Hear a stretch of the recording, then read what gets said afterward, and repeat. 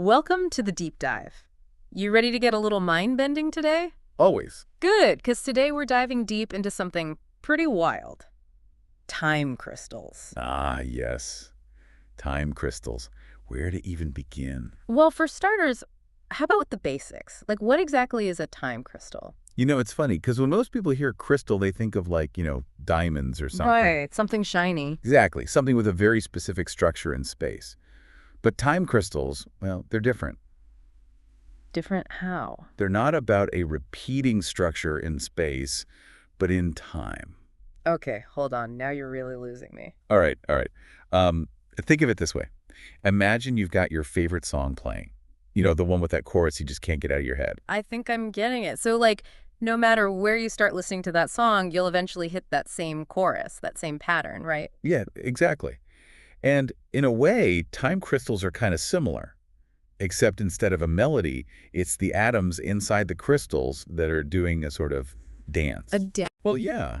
They oscillate, vibrate back and forth in this really predictable pattern, even at their lowest energy state. Even when they should be completely still. It's like they have this, internal rhythm that just keeps going.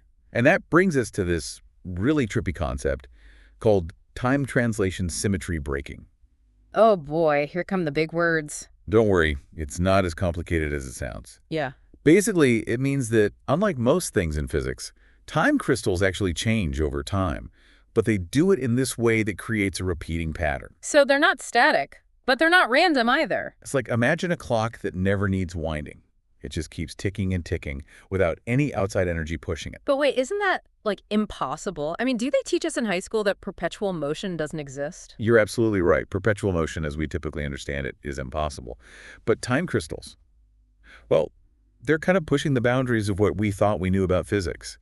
They really do make you wonder, what else don't we know? So how are scientists even making these things in the lab? Are we talking, like, top secret government facilities and crazy complicated equipment? Haha. Well, it is pretty high tech. It takes some incredibly precise tools and a whole lot of brain power. Walk me through it. Okay, so imagine this. Scientists take these atoms and they cool them down to almost absolute zero. We're talking ultra cold. Ultra cold atoms, got it. Then they trap these atoms using special electromagnetic fields. These are called trapped ions. And get this, they actually use lasers to control those atoms, like tiny little laser beams aimed at individual atoms. Lasers? Really? Yep. These lasers are pulsed, turned on and off in super precise patterns, almost like they're choreographing the atoms to dance. That's wild. So it's like they're creating a tiny little atomic ballet. You could say that. And here's the truly mind-blowing part.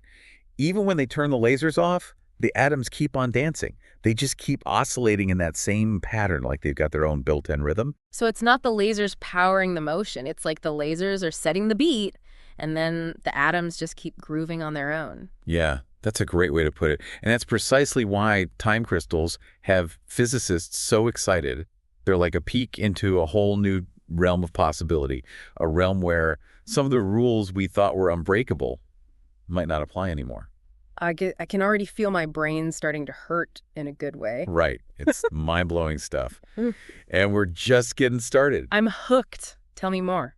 Makes you wonder if maybe, just maybe, we've only scratched the surface of what's possible, Absolutely. But okay, let's get real for a second. Why should anyone care about these, like, tiny little atoms doing their little dance in some lab somewhere? Well, because, believe it or not, time crystals could actually have huge implications for the real world. Oh, yeah. Like, Okay, so first of all, there's quantum computing. Have you heard of that? of course. Quantum computing, it's like the technology of the future, always right around the corner. Exactly. But there are still some major hurdles to overcome before it becomes truly mainstream, And one of the biggest challenges is, well, stability. Stability. Yeah. Quantum computers, they rely on these things called qubits. It's like the quantum version of bits in a regular computer. Mm-hmm. But these qubits are super delicate, like incredibly sensitive to any kind of disturbance in their environment. It's really hard to keep them stable for long enough to actually do any meaningful computations. So it's like, what, trying to build a house of cards in a windstorm? That's a pretty good analogy. But now imagine if you could use the inherent stability of time crystals to create qubits that are way less prone to those kinds of errors. I see where you're going with this. Right. That would be huge for quantum computing. Right. We could potentially build quantum computers that are Not only faster and more powerful than anything we have today, but also way more energy efficient. Okay, so faster, more powerful, and less energy consumption. I'm liking the sound of this. Hmm. But earlier you mentioned that there might be other applications for time crystals too. Oh yeah, for sure. There's a lot of potential beyond computing too, like in material science, for example. Material science? Yep. Imagine like materials that can change their properties based on what time of day it is, or maybe even self-healing materials. Things that could like repair themselves over time. Whoa. That's getting pretty futuristic. I know, right? And what about the potential for energy? Energy! How would time crystals even factor into that? Well, what if we could figure out a way to harness the perpetual motion of time crystals, even on a tiny microscopic scale? Could we maybe create entirely new ways to store and manage energy? So you're thinking like batteries that never need recharging, or power grids that are so efficient they basically run themselves. Exactly. It might sound like science fiction, but the possibilities are pretty mind-blowing. I gotta admit, you've got me hooked now. But I'm also realizing the more we learn about time crystals, the more questions pop up. That's the nature of science, isn't it? Every answer just leads to more questions. So, like, what are some of the biggest mysteries that scientists are still grappling with when it comes to time crystals? What are the big unknowns? Well, one of the big ones is whether time crystals can actually exist outside of the lab. Yeah. Like in the real world. Out in the wild. Yeah.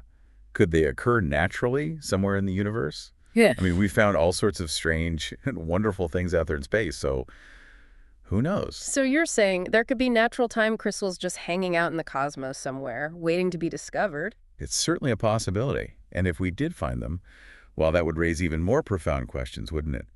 Questions about the very nature of time itself and the universe we live in. Whoa. I know, right? It's pretty heavy stuff to think about, Yeah. but it's also incredibly exciting. Yeah, it's pretty amazing to think that something as, like, seemingly simple as a crystal could potentially turn our entire understanding of physics upside down and open up so many new avenues for exploration and discovery. And that's just the tip of the iceberg. We're still in the very early stages of understanding time crystals. There's so much more to learn. Makes you wonder what other crazy, impossible-sounding things might actually be possible, you know? Oh, totally. And the thing is, we're still so early in the game with time crystals. What do you mean? I mean, we've just barely scratched the surface. There's still so much we don't know. Like, for instance, what are the limits of this whole phenomenon? Right, like how far can we push this? Exactly. And, what other weird and amazing properties are we going to uncover as we keep digging deeper into this whole time-bending world? I mean, it's already pretty wild. Like, it's a whole new dimension of physics, basically. I know, right? And to think, it all started with this seemingly simple idea, a crystal that repeats in time instead of space. It's crazy. And that's what's so cool about scientific discovery, right? What do you mean? Like, it so often starts with a really simple question or just this spark of curiosity. And then it leads us down these totally unexpected paths. It's like that Einstein quote, right? The most beautiful experience we can have is the mysterious. It is the fundamental emotion which stands at the cradle of true art and true science. Yeah, he was definitely onto something. And time crystals, they really embody that whole beautiful mystery thing. Totally. They make us question everything we thought we knew. They make us rethink our whole understanding of like how the universe works. They definitely keep things interesting. So as we're wrapping up our deep dive into time crystals here, what's like the one big thing you hope people listening will take away from all this? I guess I'd say the biggest takeaway is this. The universe is a lot stranger and more wonderful than we often give it credit for. I like that. And time crystals, I think they're like a perfect example of that. They're a reminder that there's still so much out there that we don't know. So many mysteries left to solve. And who knows what kind of crazy applications might come out of all this research, right? Like we were talking about quantum computing and new materials and maybe even new ways to harness energy. Exactly. It's like the possibilities are endless at this point. Time crystals are pretty wild.